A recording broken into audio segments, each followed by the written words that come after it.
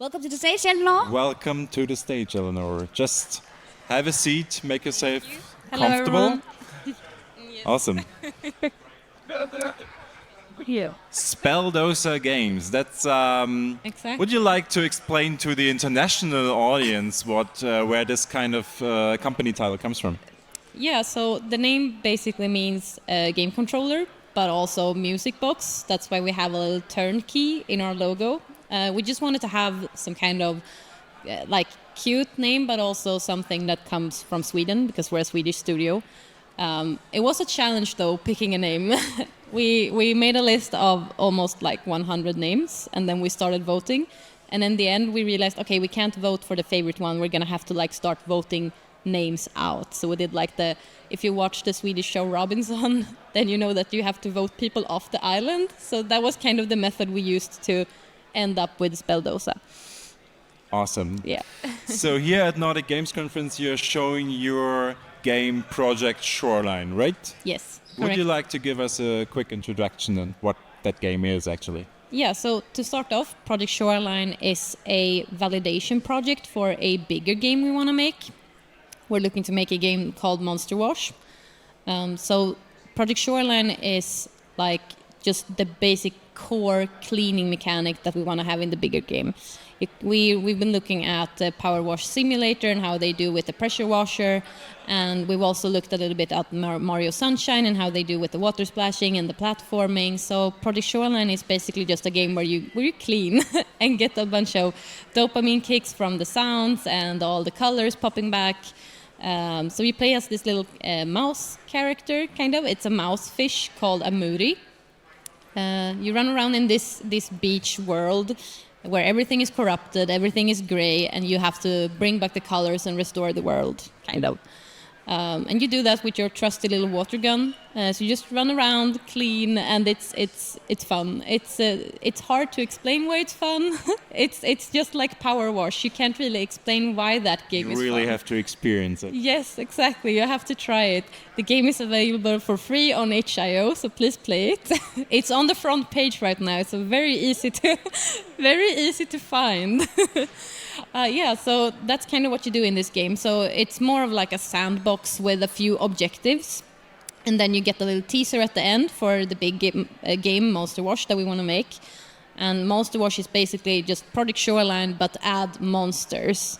Think like Princess Mononoke, where they have corrupted monsters, or Spirited Away, where they have spirits that are corrupted. And you just want to help them get the corruption away. So that is the big game we want to make, and Project Shoreline is just the first step for us to get to that point. We want to bring our community along the ride. We want to build an IP and a world with all of this. No worries. So we just want to bring the community along the ride and get validation for everything we do, because Monster Wash is supposed to be a big game. We want to bring that game to market in the best way possible, and to do that, we're just gonna try to release a few smaller projects, but within the same world. Yeah, because Eleanor, can you elaborate a little bit on that process with the 3 steps project line here, where it has to end with Monster Wash, for example, and also the creative ideas and what you guys elaborated on? Yeah, so we started off by building our company, and then we moved on to picking a project to work on. And Monster Wash quickly got some traction. People really liked and enjoyed the idea of having Power Wash Simulator mixed with Shadow of the Colossus, but with a cute and cozy package surrounding it. So we started off there. It was originally more like a 2D game, very inspired by Spirited Away, having your own bathhouse. But we quickly realized that people want to see where the monsters come from. They want to know, okay, but if the world is restored when you clean these spirit monsters, where do they come from? How does that environment look? So then we spread out and said, okay, we're going to have to go 3D, and we're going to have to make it bigger. We're going to have to see the world and clean the monsters outside in the world, not inside a bathhouse where you can't see the restoration happen. So then we moved on to seeing, okay, can we actually make this game? So during autumn, we made a technical prototype where we built this colossal monster and started building a level on top of it where you clean the monster along the ride, kind of. So the monster is walking and you're walking on top of it, and the technical difficulty with that is that you have to like build against the physics in the engine to make sure that like when you're jumping or walking on the monster, you don't want to fall off. You want to join the ride, you know. So that was a challenge. Our programmers were a bit frustrated for some time, but eventually we solved it. And then after autumn, early in January, we realized, okay, but we kind of want to put something out for players. And this technical prototype we made doesn't really have any graphics that look good. And it's also a bit confusing. So we just stripped away like the monsters and said, okay, we're going to validate just the cleaning. Is the cleaning fun enough in its own? And we're also going to test our artists. How do we set up our pipeline in a good way, and what direction do we want to go with the art? So that's what we did with Project Shoreline that we're showcasing here today at the Nordic Games. And we released it on Itch in March, and that was just the first step towards like getting to Monster Wash. So the next step that we started on our next project, which is going to be like more cleaning puzzles, but also using some more medium-sized monsters for puzzles.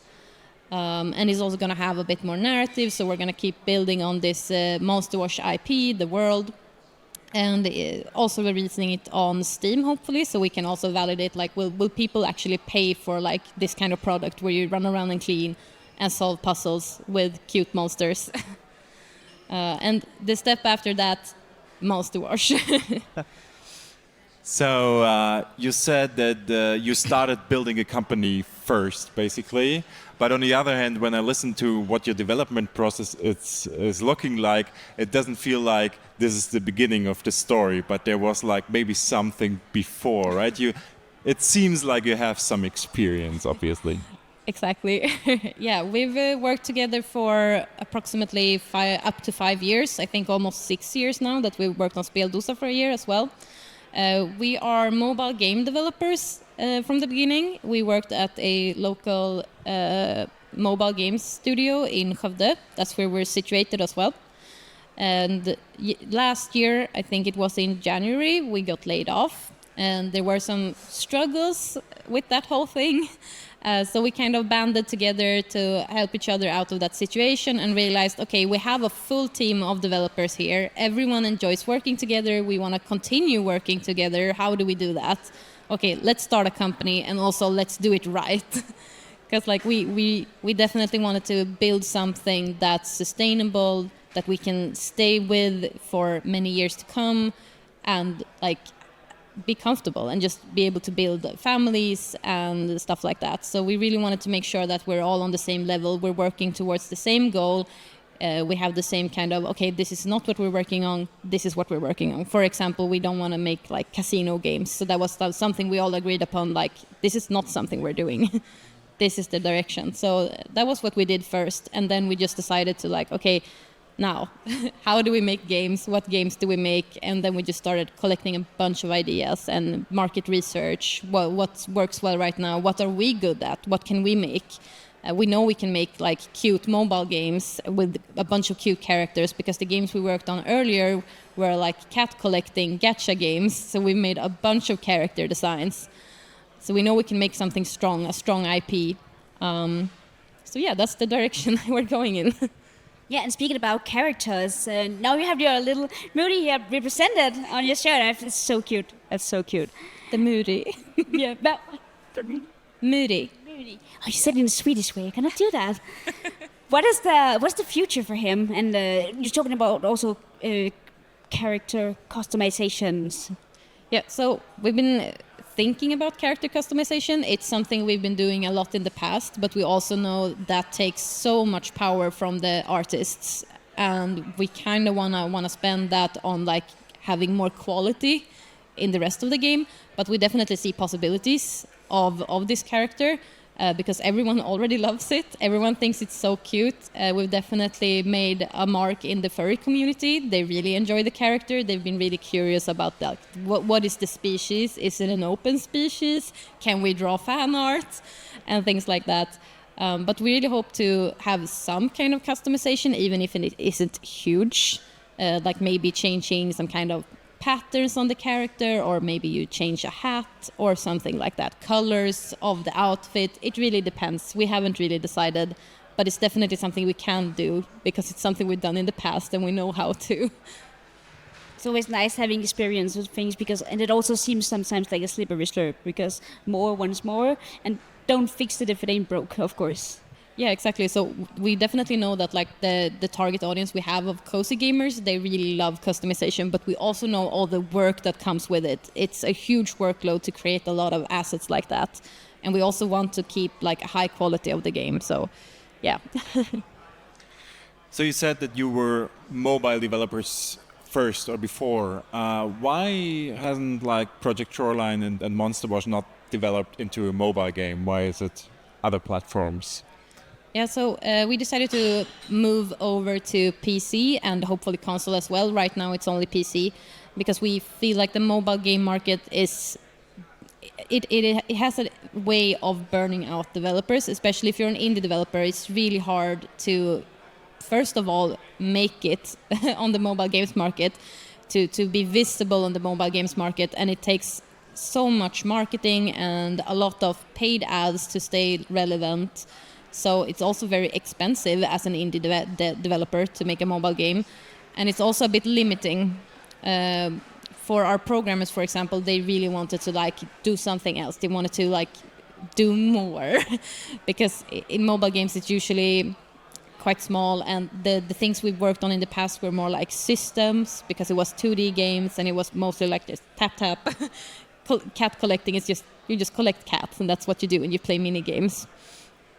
So we really wanted to like explore more opportunities and also not lock ourselves to the business model you have to have, like the paying for gold or paying for characters, stuff like that. We just want to make a premium game, not something that has to have live updates every other month, because that's what we had on our past company. We had 7 updates per year. So we always worked in, we always worked in like 2-month intervals. So an update came out every 2 months, I think, or something like that. And there was always like a lot of art we needed to push because it was the art we were selling. But we didn't really like the predatory mindset you have to have to also make money off of mobile games. Most of the time. Some games work as premium, but usually you have to have a free game with kind of predatory monetization methods, and we were kind of tired of that, and also tired of like the whole marketing thing around it. So that's why we moved on to PC, but also for all the more possibilities we can have, like in a bigger world, and just don't have to limit ourselves to such a small game. Something I have like been thinking about the whole day was now that we have the washing mechanic and you have the shoreline, I was like, is there some kind of message with the ocean and being corruption, stuff like that? Is there any message around that? Actually, no. We just ended up making a beach because that was the concept we started making, and that's how it ended up being a beach. And the name of the game is a Swedish meme. Spela Shoreline. Swedish people will know it, hopefully. Yeah, it's from the Swedish punk scene, I believe. Yes. But yeah, there wasn't really any big thought into that, really. We would plan to have, for Monster Wash, we plan to have a bunch of different environments and biomes. So the beach was just something we had already kind of steered into with our concepts. So we said, okay, let's continue this because we've already started making some shells, and the technical prototype was of a monster that we call Coral Girl because she's kind of like a Loch Ness monster almost, and she has a bunch of like platforms on her back with a bunch of shells and corals. Yeah, so we already had like that theme going, so we just kept it. So there's like a theme to the whole experience of the worlds, because you showed me also your next biome with the more lush, the more forest caves. Yeah, so the next project we're making, where we'll be focused more on actual game design, like having progression and more narrative, less sandbox. It's more like a puzzles in a closed-off world. This one is more like you start kind of on the beach, but you've arrived into the forest and the caves. So we're exploring how we make another biome, basically, because now we've tried making a beach biome, so now we're making, I would say, cave forest, basically. Yeah. You just said that you're like going for a premium model for the Monster Wash game, basically, like people paying to being able to play the game. On the other hand, you like published Project Shoreline on itch for free, basically. So why are you doing that? Yeah, so Shoreline is a validation project for us. So we release it for free, mostly to just find out, do people want to play this? Is washing fun? And the best way to do that is to release it for free. So sometimes as a developer, you just have to choose, like, is it worth it to release it for free? And we also felt like the quality wasn't really up to where we wanted it to be able to get, like, take money for it. But that's what we're doing with the next project, and that's also kind of like a test in itself as well, because we were aiming for a lower end, like around 12 euros. And that's also kind of a test in itself to see, will people pay for this, and is this kind of price point working for this size of a game. So yeah, we just went for free because, like, we wanted it to be more of a test than a game. We don't really call it a game because it's a sandbox, so we call it more of a mini adventure. Yeah.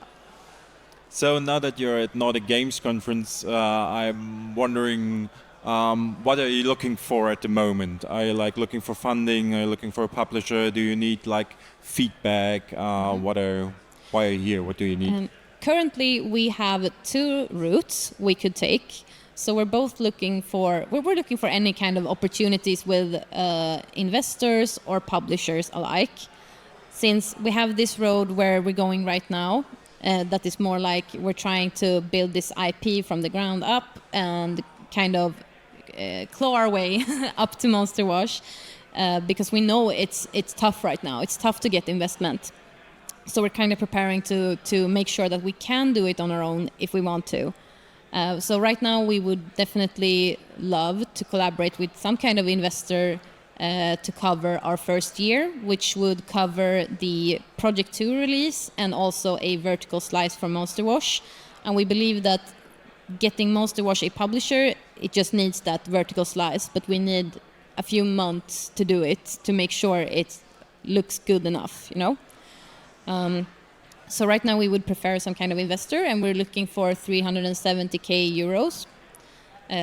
And we have already spoken to a few, so we have two that might be interested, but we definitely need maybe one more, angel or VC, to join the ride, to just make sure the other ones feel comfortable and help cover the full round that we want to do. But we also have this other route where we're ready to jump on Monster Wash. So the projects we make, Project Shoreline and the other project we've already started making, are both like building up to Monster Wash. So the tools we get from making these games will make the pre-production so much faster when we get to Monster Wash. So if we do find that publisher that want to jump on and take this project already, then we're ready to start doing that. So yeah, we're speaking to everyone who's interested in joining us. Awesome. So, final question, right? So you told us that you got laid off before from a company, then you built your own company, basically. So maybe you can tell other developers that are probably listening, how do you get through difficult times? How do you stay motivated? How do you push through even if the situation is difficult? Yeah, so we definitely had a bit of a turbulent time, since it was not just a few people getting laid off, but it was the whole studio getting shut down. But also, like, the studio got shut down with the employees, but the owners wanted to still keep going, but keep it like just in the background. So they're still updating it, but on their own. So it was kind of sad because we've all gotten very close to each other. We were a very small indie company. I think we were about 15 people when we got laid off. We were 20 at one point even, with interns and stuff and contract hired people over the years. But yeah, so we had grown very close, and we just felt like it was a healthy workplace in a way, because we had 35-hour work weeks, we had availability to go to the gym and like take care of ourselves, and we had a bunch of after works. We played a lot of games together, we watched shows together during lunch, so we had gotten very close as friends, but also as developers, working closely together on these games, and very intense work as well, since we were doing mobile games with updates all the time. And whilst we were doing this, we did those updates every 2 months for 2 games, and also working on a 3rd game. So we've been working very intensively and very close to each other for many years. So it was tough realizing that, okay, this is over, I think. And it was also tough knowing that the people we had been working with didn't really, since the whole thing about the getting laid off was a bit turbulent due to the company breaking some laws and stuff, and we had to get the union in and things like that.